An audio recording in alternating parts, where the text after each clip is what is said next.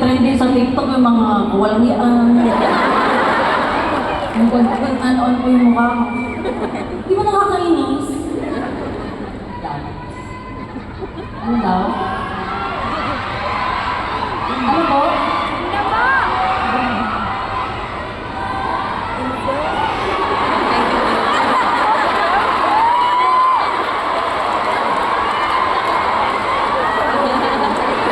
Ano sa akin hindi masarap ng gulang din mo? Yung TJ kasi nagpauso niya. Ay, di naman not cares no, paano po iinumin niya?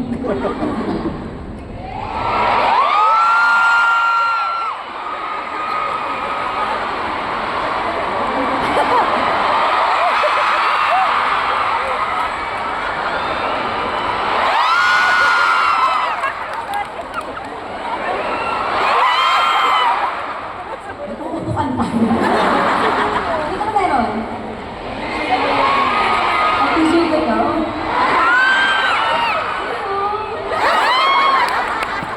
Oh. Napapush mo ko lang sa Ate Mars. Te, mahal kita, te. Uwi ka na din.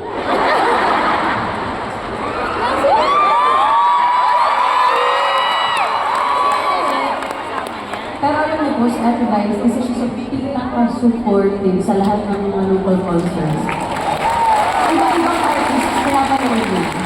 Tapos hindi siya yung talagang pupunta lang para mag-attendance. Yung talagang papanoorin niya, yung talagang nanatnapin niya ang bawat mga ganap, mga ganap. Ate Vice, thank you so much. Happy birthday, please watch na.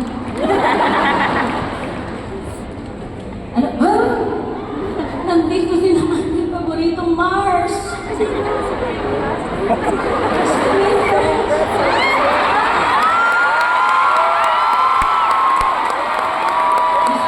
Dapat naman malungkot ako kasi PJ kanina para mabawi yung lungkot.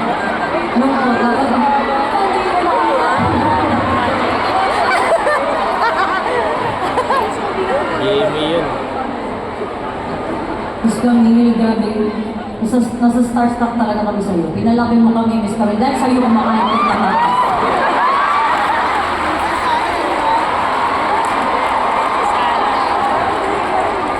Dapat ikaw na naging ano, ikaw na ang naging ano. Nasa poster ng Department of Health. Patutong magbalat ng patatas sa Department of Health. Dahil kami ka. Hello po, tito. Nakatapat kasi. Ayun, more friends lang yun. Nakakalula ang mga tao sa harap ko. Pwede po tumalikod ng kanila. Yung alis. Kasi, naging Constantino.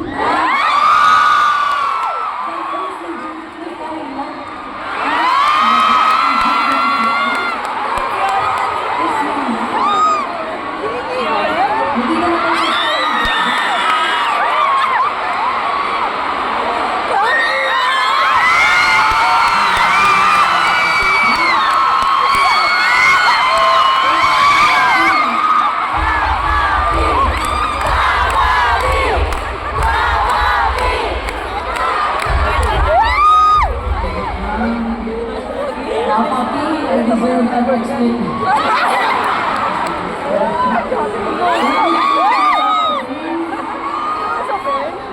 Crush ko siya talaga sa totoong buhay. Si Papa ko. Uy, alam niya yan. Di ba papapikin namin yan sa'yo? Crush ka namin dalawa. Mamin sa crush. Wala. Ito ako na ako. Please, pag gusto na kayo lang tuloy.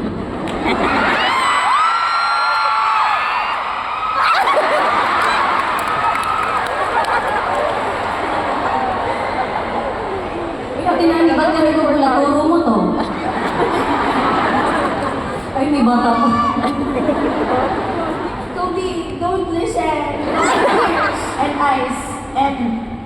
Diyos ko. Mas ko pa kita.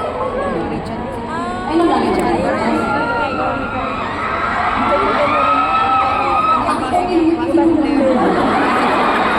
Alam mo naman, hindi ka mo nagkikis.